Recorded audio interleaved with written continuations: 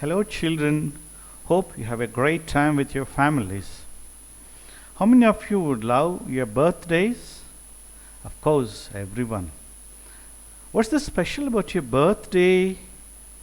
New clothes, special dishes, birthday party, birthday greeting cards, birthday presents from parents, siblings, relatives, friends.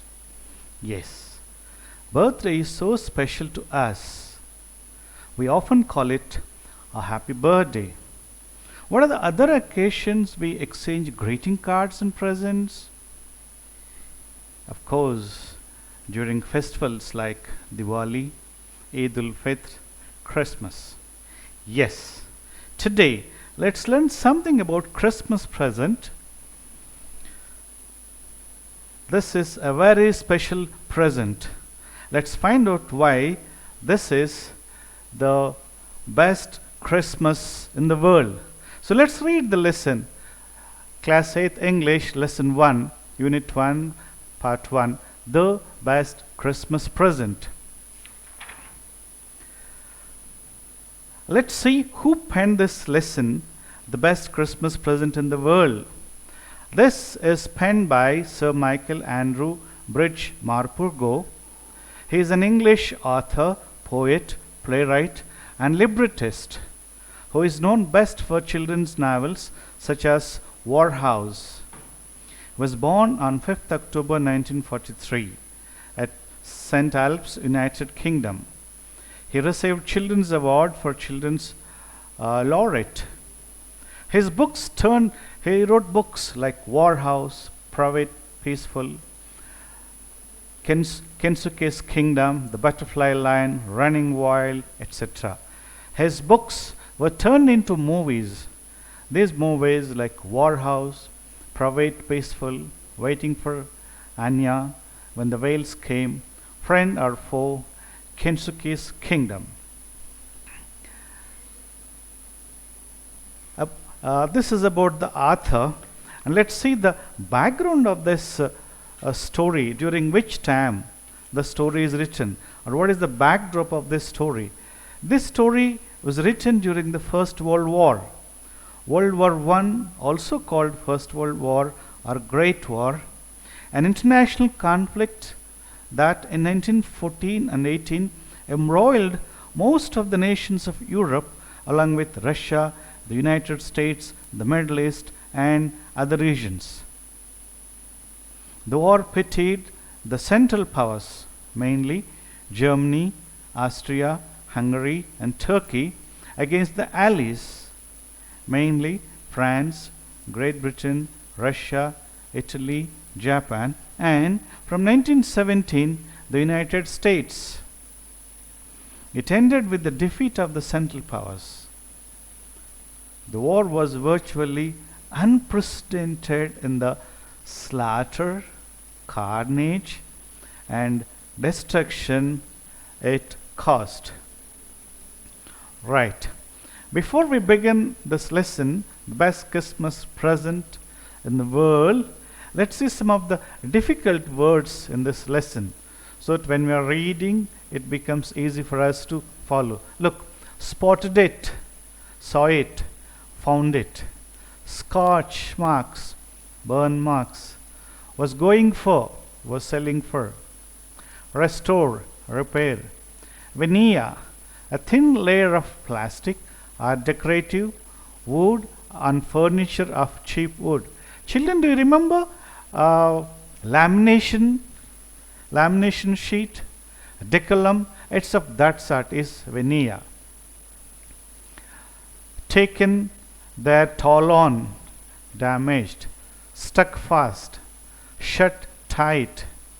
Scruples, feelings that make you hesitate to do something wrong. It's usually out of curiosity. Let me know what is there. Let me see what is that. It's a scruples. It's against your conscience, but you have a curiosity to do. Feelings that make you hesitate to do something wrong. Standing to, taking up positions. Trenches, long deep ditches in the ground where soldiers hide from the enemy. During the wartime, they'll hide in the ditches, so that even if enemy shoots, they won't be affected and they can't be seen. So these ditches are known as trenches. Fridge.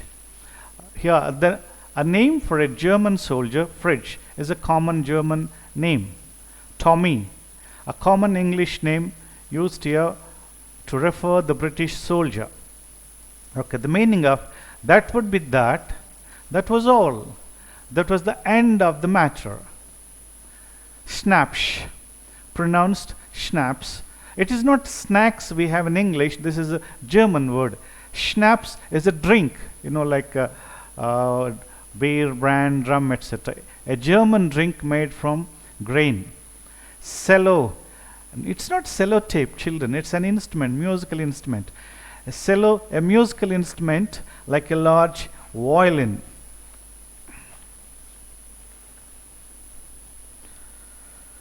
A wooden musical instrument with 4 strings that is held vertically between the legs and is played by moving a bow across the strings. Children, do you remember violin? Yeah, it's something of that, but violin you keep it on your shoulders and play, whereas cello you keep it on the ground and you will be playing with the bow. This is cello. Marzipan, a sweet covering on a cake made from sugar, eggs and almonds. It's actually a coat. You see, for our birthday cakes we get icing, something of that sort. It's a cake. Upon the cake a coat is made with the help of eggs, grounded almonds or bits of almond, sugar, etc. This is called marzipan. Dugout, a shelter for soldiers made by digging a hole in the ground and covering it. Alright, let's go into the lesson and see. As I'm reading it, I suggest you please look into the lesson carefully.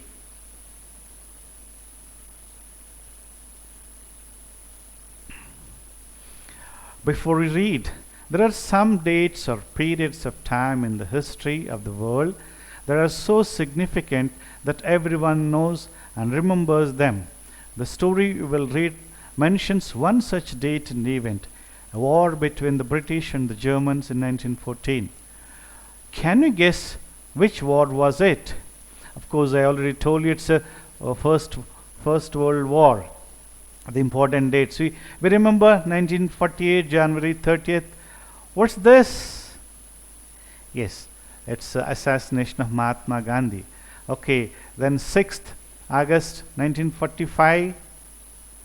Guess? Yes, it's a bombing on Hiroshima and Nagasaki during Second World War. These are all the important days. Check later, you read for yourself and find out and gather some more information about it. Come on, let's see the best Christmas present in the world. See, why is the author calling the best Christmas? Of course, but the strongest thing is in the world. You may have several birthdays, several celebrations, festivals. But here says, okay, Christmas, fine. It's the best Christmas, wonderful. But how could that be the best Christmas present in the world? In the whole world. That means there is nothing better than this in the whole world for the Christmas. Then what could be that? Is it a toffee? Is it a toy? Is it a bicycle which your parents present you? Or a video game which your friends present you? Or a great greeting card made by your friend? What could be that? Let's try and find out what is the best present in the world on the Christmas day.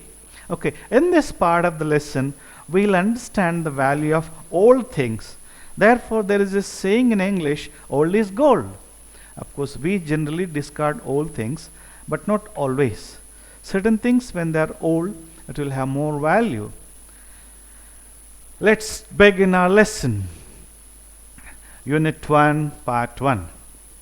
I spotted it in a junk shop in Bridport, a roll top desk. The man said it was early 19th century and oak. I had wanted one, but they were far too expensive. This one was in a bad condition. The roll top in several pieces, one leg clumsily mended, scotch marks all down the side. It was going for very little money. I thought I could restore it. It would be a risk, a challenge, but I had to have it. I paid the man and brought it back to my workroom at the back of the garage. I began work on it on Christmas Eve. I moved the roll top completely and pulled out the drawers. The veneer had lifted almost everywhere.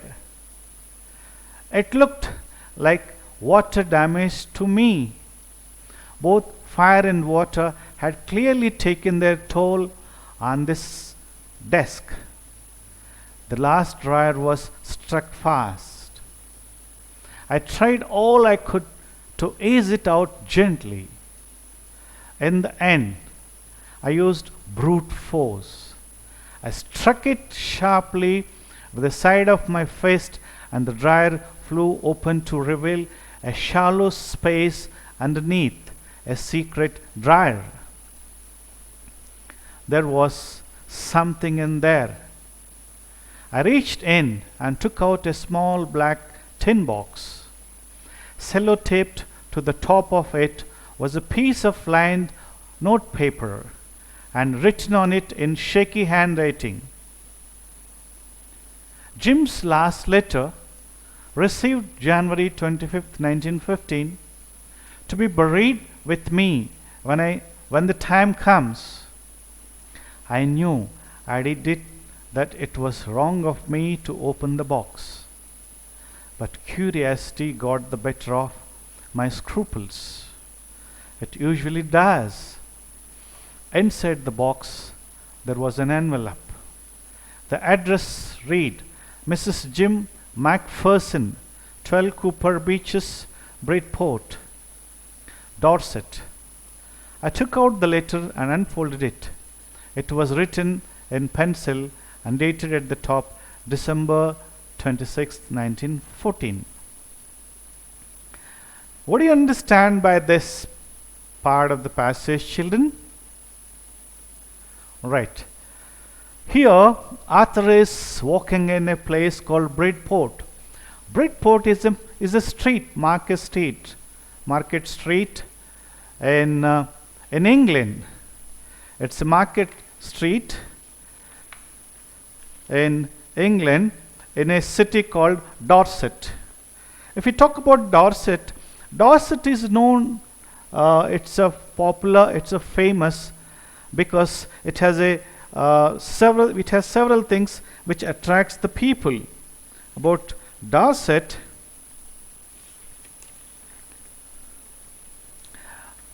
it's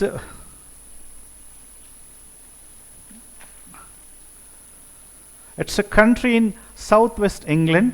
It's known for Jurassic Coast, a long stretch on the English Channel where the cliffs contain many fossils and rock formations show millions of years of geological history.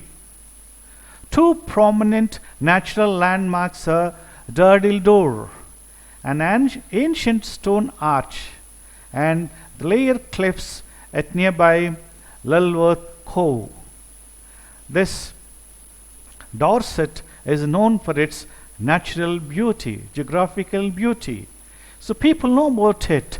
So in this city of Dorset, in this town, countryside, in this town of Dorset, in a street called Bridport, the author is walking around. I spotted it in a junk shop in Bridport. Bridport is a street. It's a street in Dorset, in a market in Dorset. There he was walking around. He says, I spotted in this junk shop, what did he spotted? A roll top desk. A roll top top desk is something like a table, but it has drawers. Sometimes one side or both the sides, or the whole thing can be drawers. You can just Google it and see the picture, roll top desk. It's usually made of wooden. Okay, how we use in our homes, you see cupboard, steel cupboard, almari, a sort of thing like that. It's like a desk, like in the classroom, you use desk, you keep your books under it. So it's a roll top desk, it's a wooden one. So author has a need of probably a piece of furniture. Look, the man said it was early 19th century. The shopkeeper was talking to the author. Author was bargaining about this roll top desk. The author says this was early 19th century, an old one and made of oak. Oak is a wood. It's a hard wood.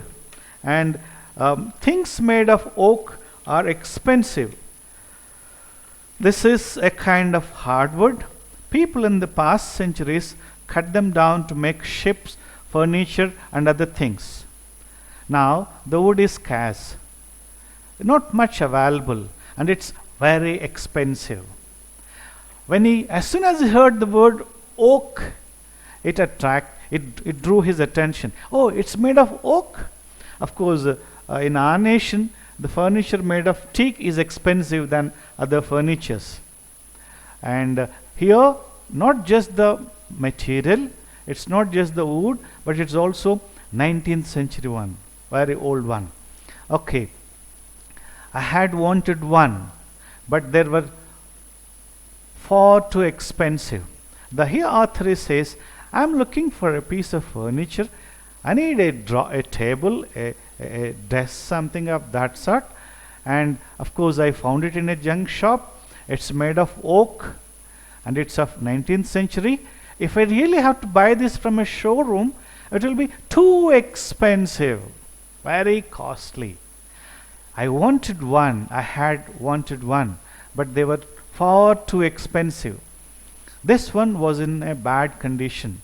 The roll top in several pieces. One leg clumsily mended, scotch marks all down one side. It was going for a very little money. I thought I could restore it. It would be a risk, a challenge, but I had to have it. Because it's a 19th century piece of furniture made of oak wood, which would be very expensive if it is purchased from a showroom, and he's buying it at a very cheap price, thrown away price. He says it was going for very little money, very cheap rate. Children, do you know what is this junk shop, by the way? Okay, you see, we usually sell our newspapers, broken furniture, old toys, computers, broken ones, etc. We call it Radhi shop. Yes, something like that. It's a junk shop and things won't be expensive there. Therefore, he's buying it for very cheap price, thrown away price. Because it's worth, even if it is not in a good condition, was in a bad condition. He says, doesn't matter. And one of the legs was clumsily mended. One of the legs was repaired, but not skillful. The repair work was not skillful. It was rough. It was unskilled. It's a clumsy. So one of legs clumsily mended. Okay, even you see the marks of burnt marks on one side. That means it was maybe rescued from fire. Let's see what's that later. Okay, even if it is a bad and clumsily mended, burnt a bit, but still he is buying because it's very cheap. And if it is the same piece to be purchased from the shop, it would be far expensive. So he decided it would be a risk, a challenge, but I had to have it. I paid the man and brought it back to my workroom at the back of the garage. I began work on it on Christmas Eve. Okay, he brought the piece of furniture. What is this piece of furniture, children? Yes, roll top desk, like a table. He brought the piece of furniture, roll top desk. and wanted to repair it, and he began his work on Christmas Eve. Oh, Christmas, we know Christmas. We celebrate Christmas in our school. Do you remember? We have program in the assembly, article reading about it, a speech given. Of course, your principal spoke on Christmas. Then you have Christmas cake, Christmas party, carol singing. All these things are there, right? Okay, that's Christmas. But the day before Christmas is called Christmas Eve. By the way, when is Christmas, children? Yes, 25th December. 25th December is Christmas. Just before Christmas, 24th December is Christmas Eve. So he began his work on Christmas Eve just one day before Christmas. Come on. I removed the roll top completely and pulled out the drawers. The veneer had lifted almost everywhere. It looked like water damage to me. Both fire and water had clearly taken their toll on this desk. Okay, here he says he started working on it. It's a Christmas Eve, and he has removed the roll top and also started peeling off that lamination sheet because it was damaged. The veneer had lifted almost everywhere. Because of the burns, damage, it came out here and there and looked water damage to me. When he closely observed, the author thinks it's not just fire. I think both fire and water has damaged this furniture.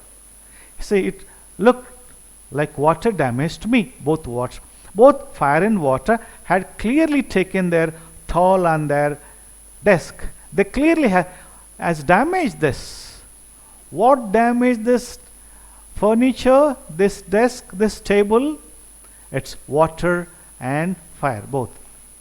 The last drawer was struck fast. We can see the furniture, you see? It's all drawers. Okay, so the last drawer was struck fast. I tried all I could to ease it out gently. I tried all I could to ease it out gently. In the end, I used brute force, strong force. I struck it sharply with the side of my fist, and the drawer flew open to reveal a shallow space underneath, a secret drawer. The author is trying to pull out the drawers one by one, slowly, gently. When it came to the last drawer, it was hard. He tried to remove it as gently as possible, but couldn't. You know what did he do when he couldn't do that? He just hit with his fist. He punched it. Okay, when he hit with his fist, okay, it came out. One end revealed, it came out, and it revealed there was a shallow space underneath. Inside there was something shallow, empty. It was a secret drawer. Children, in your cupboards, do you know there will be a secret drawer? Oh, probably you do not know. Your parents know.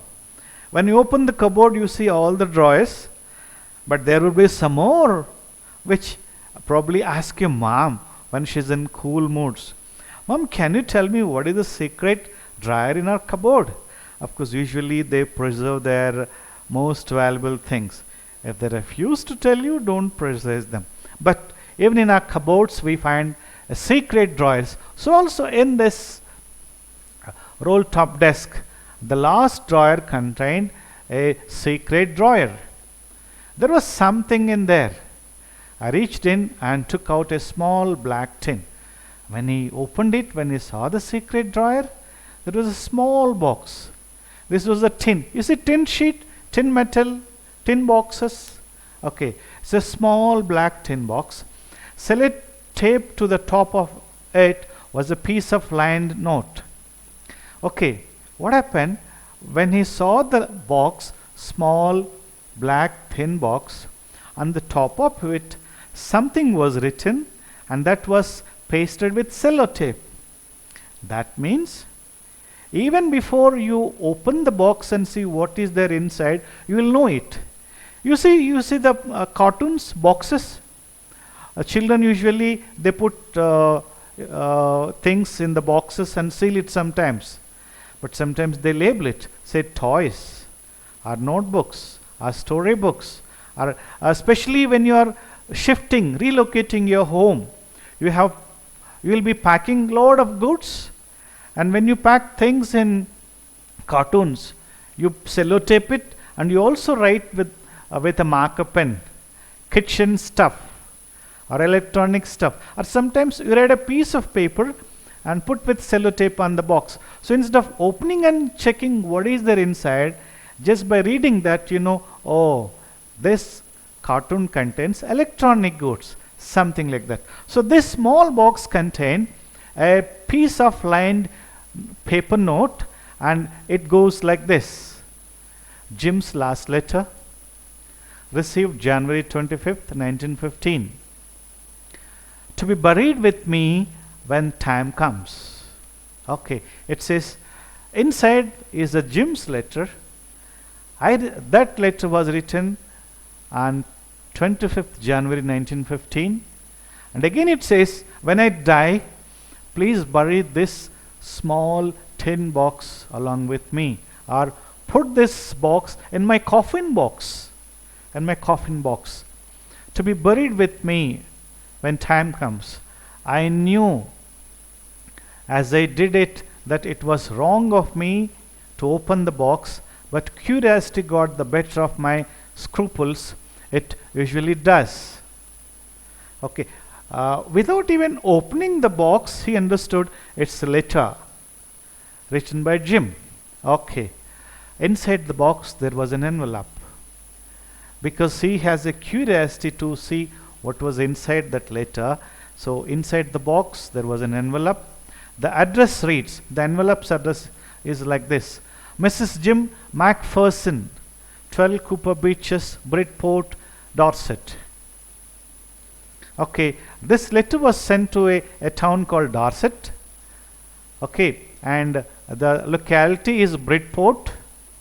Okay, 12 Cooper Beaches, and this is related to Mrs. Jim Macpherson. Macpherson. Remember, children, here Macpherson, right? Okay, Mac, you remove P, no, remove H and read Person, person. Okay, Macpherson. Okay, here PH both are there, so this should be pronounced as F. Macpherson. Remember it. Mrs. Jim Macpherson. Alright. So he opened the letter and he read it. Okay.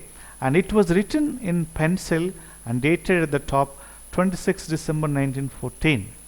When he opened the letter, you see, when we write a letter, we write the place and date when we are writing. This letter dates back to 26th December.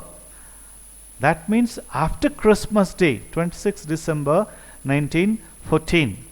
And the letter goes like this. Do you want to know what's there in the letter? What made curious about the author to read this letter? Right. We'll look into that later. Okay. Before we close it, shall we just check certain things, children? Okay. Where was Arthur was walking about? Okay, try. Where was Arthur walking about? He was walking about in a street called Bridport. Alright? In a Bridport street, he was walking around, walking about. What was he looking for? What was he searching for? What was he wanted? Okay, he wanted roll top desk, furniture, table, desk, roll top desk. Okay, why did he not buy from showroom if that be the case? Okay, buying from showroom will be an expensive. Okay, he bought roll top box, by the way.